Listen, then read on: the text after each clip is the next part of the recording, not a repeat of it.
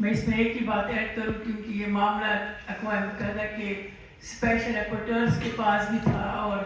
ابھی جنیوا سے واپسی پر انہوں نے یقین دہانی کرائی تھی کہ اگر اس طرح کا کوئی فیصلہ آئے گا تو ہم اس کی بھرپور نہ صرف مذمت کریں گے بلکہ بھارت کے خلاف کوئی ایکشن تو نہیں کہہ سکتے، کوئی لیٹرز وغیرہ لکھیں گے۔ اور اس کے بعد انہوں نے امیڈیٹلی، کیونکہ رات کے 8:30 بجے جب ہمارے پاس اس کی تفصیل آئی، میں تفصیل میں نہیں جاؤں گی، کیونکہ کشمیر کی خواتین نے اس محاذ پر، جدوجہد کے محاذ پر دنیا کا ریکارڈ توڑ دیا ہے۔ اب آپ دیکھیں، عمر قید سزا پھانسی سے زیادہ مشکل ترین ہے۔ آج سے اندرابی صاحبہ جس کی صحت اجازت نہیں دیتی ہے، وہ ویل چیئر پر چلتی ہے، اس کی نیز بالکل خراب ہو چکی ہے، وہ ڈائبٹک پیشنٹ ہے۔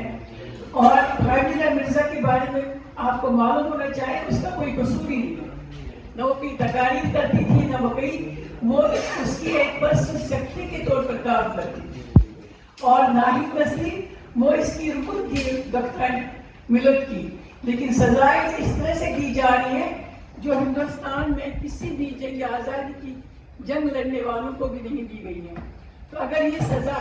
اس حق کے لیے دی جا رہی ہے تو میرے خیال میں ہمیں ڈیمانڈ کرنی چاہیے کہ لیٹ جواہر لال نہرو کی باڈی کو بھی سزا دی جائے، کیونکہ اس نے بھی یہ جرم کیا ہے۔ گاندھی کو بھی نکال کے سزا دی جائے، کیونکہ اس نے بھی یہ جرم کیا تھا، اس نے برطانیہ کے خلاف آواز اٹھائی تھی۔ ہم اس حق کے لیے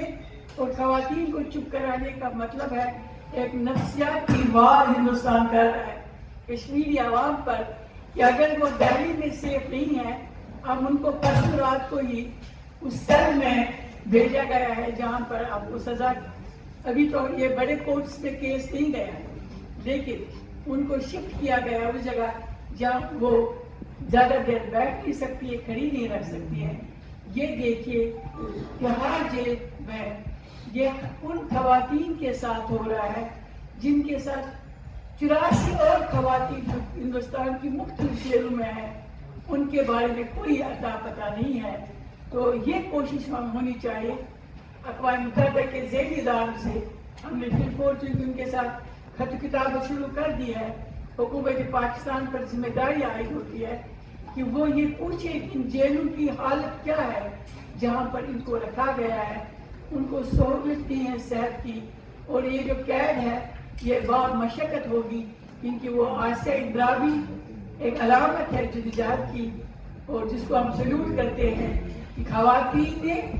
اپنے مردوں کا ساتھ نہیں دیا ہے کشمیر میں، خواتین نے فرنٹ لائن پر بھی لڑا ہے، اور آسیہ اندرابی اس وقت ان ہمارے بھائیوں کے برابر کھڑی ہے جو اس وقت جیلوں میں بند ہے۔